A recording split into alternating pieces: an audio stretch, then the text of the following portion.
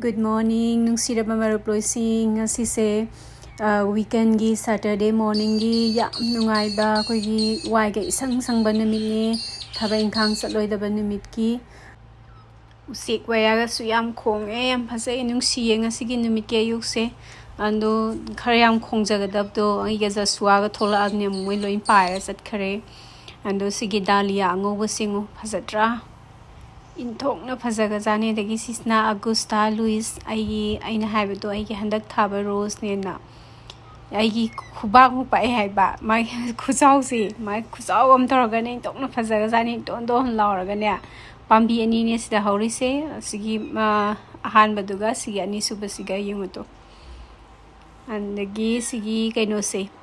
white dahlia se sise handak na ahan ba thaba ne ando sumaina phajani khangdeba ko aina thabada ando yam phajal leirame sise mathang sahi da so ai bulb amung lai gidoine sisi gem ka phajai ba yamna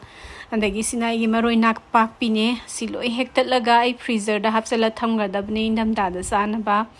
andagi apple ai gi dwarf apple ne si jungang sen ba khar khar hore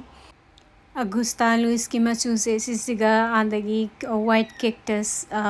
dahlia siga ani sam sana trengo bani se panara hominna bada andaga sisna madam ani set ko ing han spring da loin pak tak na sat pa loi hrabane ado loin kak thatlaga tangkhai kak thalurabane ado simu sat pa mu hore on kaino summer loiram dagi ko adiduga hayeng autumn loidribok loi mathang salak toine andagi sisna maming matha khangdaba rose ne ando kada kamai kada kadom dagi horakpano aisu kaureba ko ai thangnabana pirakpa rose kakthatlaga pirakpa dura natraga kadom daino ai kaure maming amta khangdre ko sisdi do mayam adom khangnaramani ai atai video da su ubiramani lady of charlotte david austin gi rose to yam satkan ba rose ni yam satkan ba maron sale ando ma se akoi mathang autumn da mu satpa spring da mu satpa dumai leite ba tom satna leba rose to ado winter da dang ne ma satre se spring da gina autumn ba dum sale nei sis na fix pambi ne ai je pak tak na loin kak thatlura bane sigi fix pambi se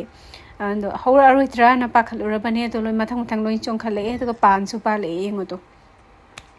andagi sis na blue moon rose ne sis a blue masugi rose ne yengoto phajadra khu phas samne sisna ahan ba ai blue masugi rose ne to sigi mathang da nobalis layraga nobalis ti mamang sei da laibada ngairi aduga blue moon ji khara koi raigi sisna abraham darby david austin gi rose ne sisu yam satkan ba rose ne adu marak sida khamena sinba matanda self seated matanda hojara pa khamena sinba oparam hore siloin phoidat khrani ado maton jingje hektat laga ai uti ja horaba andagi sisna perfume delight phajadra sije yom gai sale huze aine spring da kaya sate masa phatte na khalambane ba ado summer maya yorok pas de hagat tana yom gai sale ai smaina salakani thajarudrabane sise khara masa je khara phatludrabane ba do khangpa phagale huze nagi sisna seboy hotel kawe sisna rescue rose ne aina hana so haikib dai mamangi video da aina rose akoi COVID-19 lakpe du da dukan mayam thonglo na bu da moi huntok padagi aina sakalak pa rose ne hai thare ko andagi sisna judda obscure ne ai huzik lai khara kakke na khalle duga ai imung da pusanna ba kaino da moi singse laiman challa noi mangrani do hayeng se nong chu ba su yai da su dringai sta ai lai khara ka hoge khara aina apamba khara so aina Pierre de Rozan je masa so bamna ka engoto phajadra yam saw ba masani dagi sisna judda obscure aina huzu utkibedo sisima su ka andagi rose maina garden dagi ka aga thambase si khunungai sidi ne khunungai amne hai sini andagi puning haksang ga se yang e ba andagi sina lady of charlotte aina ngasai utkibado david austin gi sisna delightful perfume andagi sisna madam ani set huzu ango ꯗꯣ ꯃꯌꯥꯝꯅ ꯑꯩꯉꯣꯟꯗ ꯅꯨꯡꯁꯤꯕ ꯀꯃꯦꯟ ꯃꯌꯥꯝ ꯄꯤꯕꯤꯔꯛꯄꯗꯣ ꯌꯥꯝ ꯅꯨꯡꯁꯤꯌꯦ ꯊꯥꯒꯠꯆꯔꯤ ꯃꯌꯥꯝꯕꯨ ꯑꯩꯒꯤ ꯚꯤꯗꯤꯑꯣ ꯌꯦꯡꯕꯤꯕꯒꯤꯗꯃꯛ ꯁꯨ ꯃꯌꯥꯝꯅ ꯅꯨꯡꯉꯥꯏ ꯍꯥꯏꯕꯤꯔꯛꯄꯗꯣ ꯌꯥꯝ ꯅꯨꯡꯉꯥꯏ ꯑꯩꯁꯨ video ꯁꯦꯝꯅꯤꯡꯕ ꯄꯣꯛꯑꯦꯀꯣ comment section da inaw mana sma haire ise winter se kai thadano na winter se June July August ne ba ko tar ingjan ba tha andubu ingbadi March tagi dum March loiram dai dagi dum ingba dum hordabne anduiduga hayeng October bo dum inge ba March tagi na October bo se adum inge anduga asaba matam se sangde hai tare ko seida ando chap chaba winter haragadi kaino sneba tha ahum se June ne July ne August ne aduga transition means maning mamang autumn ga spring ga sudum inge basreida posai thaba da kaya haude ba ko duidani ado ai huzik breakfast sagena tawri yam thuba breakfast ne ai gi se yamna habi jabi tawba semba khotpa aina so hana ha do yam tanma mi ne na ai se diduna ai apple khar soire ndagi banana tangkhai ama lore swai da hobo la kaino se la phoi jam chawe na tangkhai ama dagi hen saba ngam de ba ko anduga khoi ubi asi se ngauraga dum packet dum yon bani samas ani mo hapsalle andagi Greek yogurt na khoi normal yogurt khoi India da phangba yogurt to dagi sisna khara nang ba hele hai tar ko creamy ba su hele duga nang ba su hele anduga kaino khara nut khara hapsallaga dum sisne aigi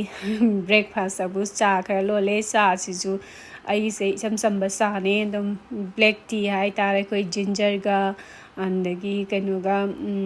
tespata ga hapaga lon ba sa do diduni anduga aina champra ama hapaga thae do karigma matamna champra se do mai warm water ga honey kharaga dum hapaga su dum thae dum cha kai kem thaktabida dum asambida dum aduni ngasi yai si breakfast adunga ngasi se Sheldon se masam kakpa satchen hai ko town center da ando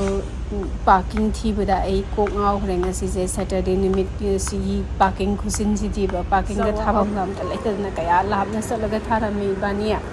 anduga ingo taisingo ma hana pa ko ka khreje ura basa ai kan ai bi baza na ti ma travelator ga dagi man hana satning ba mi ne ba ma se andagi ma se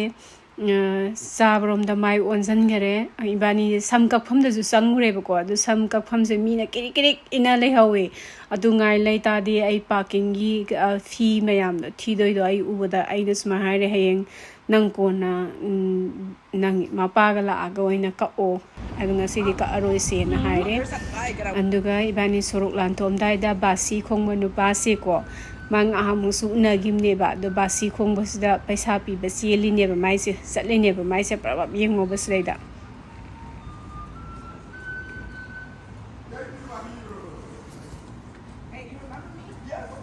kai wari nu khangde moi wari se amung ham tang nagi da ngai ni ado mai wari se non stop ta sa lai re andagi magi senden laiba tho sanga ine ma se ibani hujik thola am dai do ma se kaino si lap so lap te ko koi stagi minute 39 khatani yum dagi de ma se senden tonga sa ba se tholak ke na khalam bane do ma se senden do ta tho khare ko in thola am dai do da ando ma se senden laiba mu sangi ne ando moi sai senden ge je kutang am ni ko ai talle sengba wow mai khalli ne khanba ya ba khalla matung da finally ma amadi phange magi Perfect.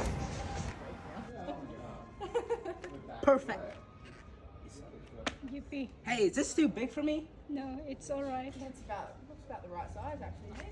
All right, let's buy these.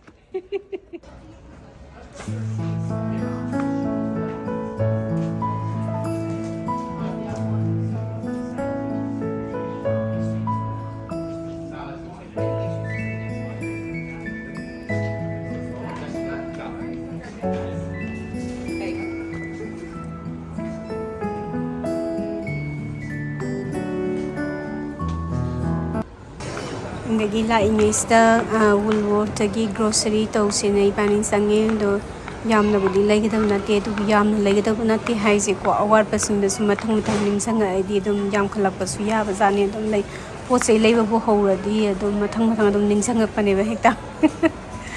andagi sisna orchid ne ngo sa staga orchid lais da yoliba laisingse khutang amani aina haibado supermarket da yonba laisingje khutang amne aisa maman yengalake ko stada maman tha basingdo isam samba ko yi lai kaino se askumba bouquet amdane ko $30 sigi packet basa sa $30 ni mo andagi kitang khara phajaba design oiraga da ko $40 sunflower ga se khutang amni $40 bunch amda aduna ay yumdagi dum ayamana ka aga natraga farmers market tagi dum sinai si lai yumda sinanaba do moi sai si lai su je schematic sinai hai tara yumda andegi ibani se hujik se alu lai yena thiri ne ba ko alu gi aisles to hong to ome do se usina sina lai rame and there's a baby potato je si baked or si yai andagi ironba saba so hawi kanghong saba so hawi sise masa alu masa dune ko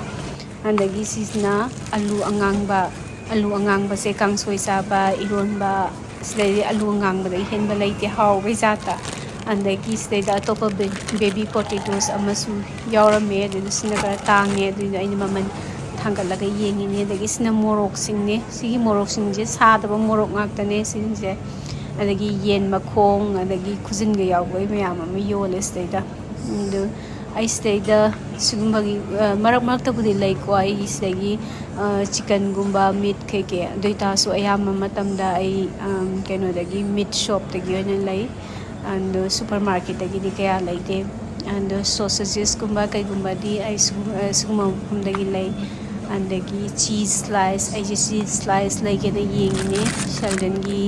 lunch box da sandwich sembada toini sinaba pot ni se wat pa yada ba yumda do loigre dagi Sheldon je saba mung loibaga tholokpaga atopam da mung mai onsan gare saida ready made food packet leramba se ma mung thangalaga half crate trolley da andagi sisna kaino ne full cream milk ne ado sigi kaino se smaina ken da lakpasing se box da koi carton box da lakpasing se khara kuina thamba yaiba andagi sisna soya milk ne Cameron soya milk oina tha ema koi milk to thakte adinai magi leibi bane sise andagi chips section da mu sangre haksang phagdaba pot ngata ni mas da lei sing ngutu sise numit nini suti thabagi ma yumda leibagi andagi kena tawbagi movie yengbagi ma loinamak leiba khotpa loire ma horen mapaga movie yengdoi nungdangda dugini ma huji leire iba huji keno mayam da chitos kai do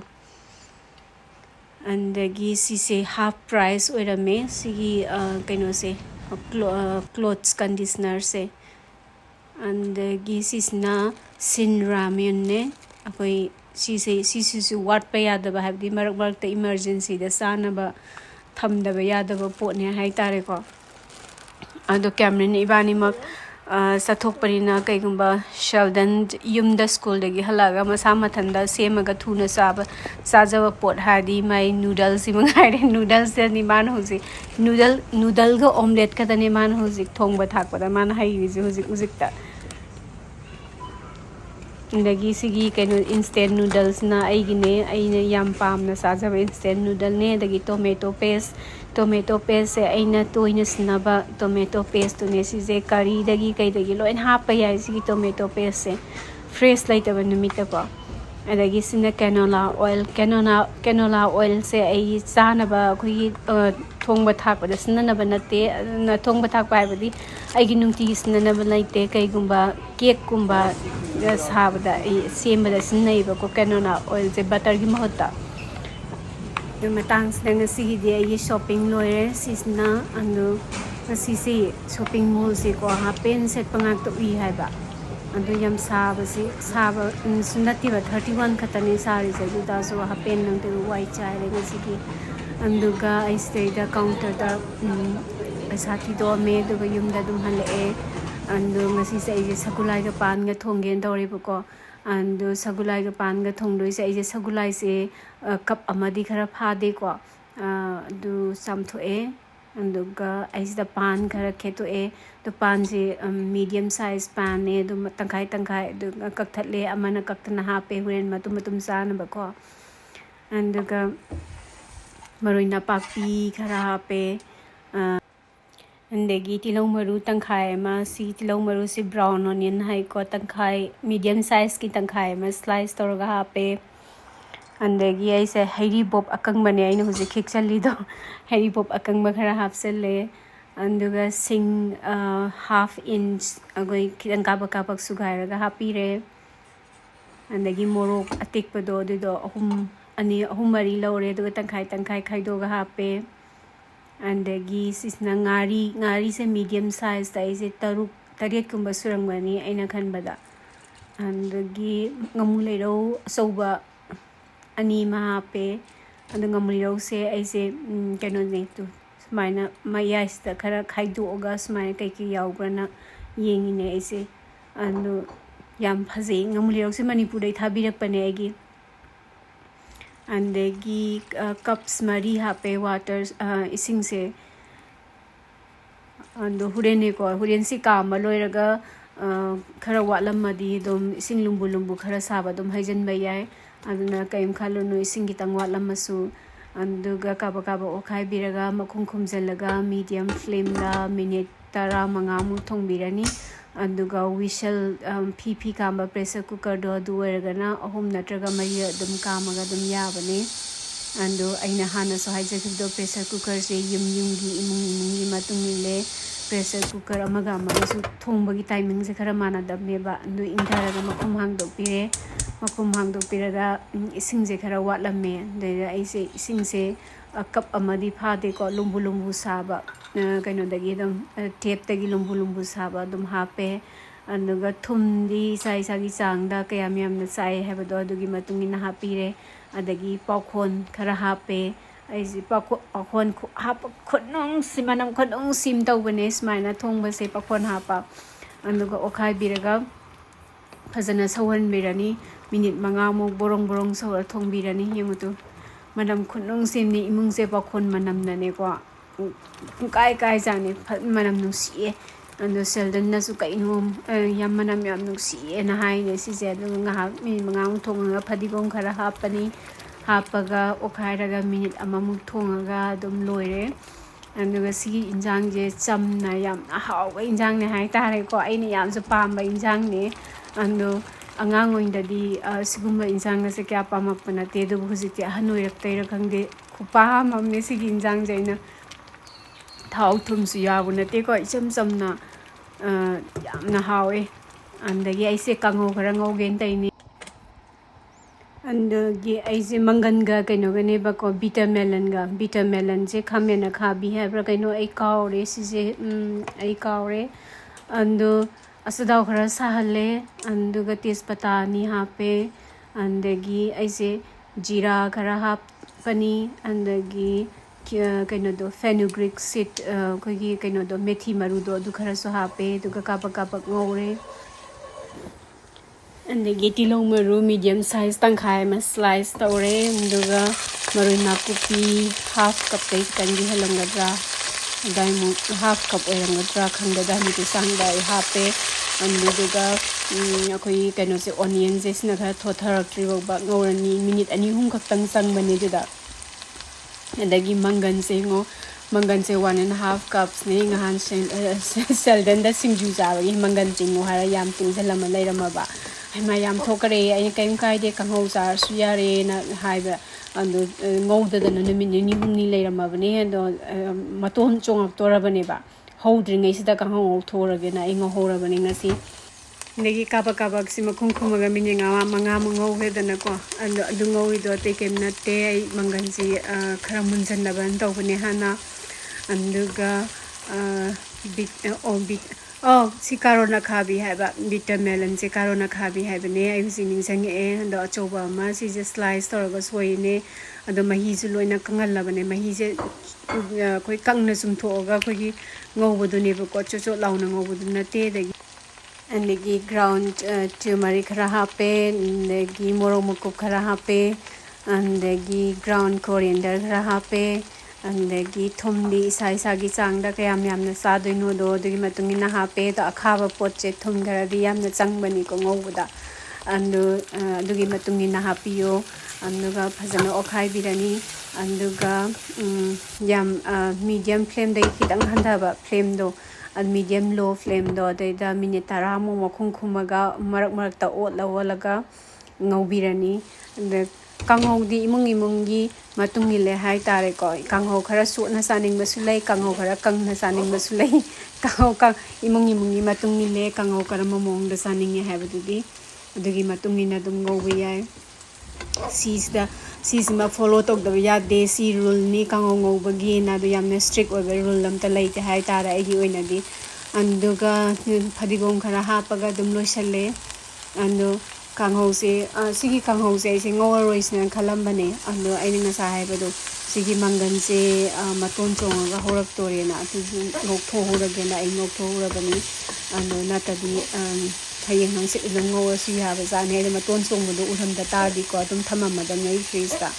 ando hujing ngok tho e ando ai thong da injang di di sana su sana dra su dum ngok tho ga tham ta di hayeng hang si ko dum sana ba yai freeze da tham ga duna ai ngora bani da ai sing morok met ken dai ni do morok met pa se ai ning sai chak thong ba da nga lam ni ko ngari ne dagi moro atekpa se angang basu yaure moro atekpa dagi ngang salakpa do adu ngala thong kara hapaga kadra ta khairaga ko ma phon da gi meat pa moro meat pa ne si se dong so ha ga jani ko sigi moro meat pa se andagi ai inkhon dagi heksaba mayang ton mate gi kari phakphai kharane dagi kaino ne toning ko kharane dagi maroi tilong mana kharane hape tokna hawa jani ko si kaino se moro me pase ai huji edit tori se video se edit tori se nungda oiram ne stay da atnga sai sa ki be ma haw do huji pok lai ri haiba ku om do ya moro me pado moro me pase ga si pan gi kaino si ga sagulai singa thongbo do as ngasi di aina phuda ba si di ai si insa kha bane dagi chicken drumstick se ai ngasi gi na tingarang nungdang gi ne adu ngarang nungdang khoi sa ki be lem ho bane ba adu ai huji loi salline si se ado matang sida mayam dagi kaina na ba ya thangni jari mayam su tek ta kaidana laiba oibiyo haina iso da ni jari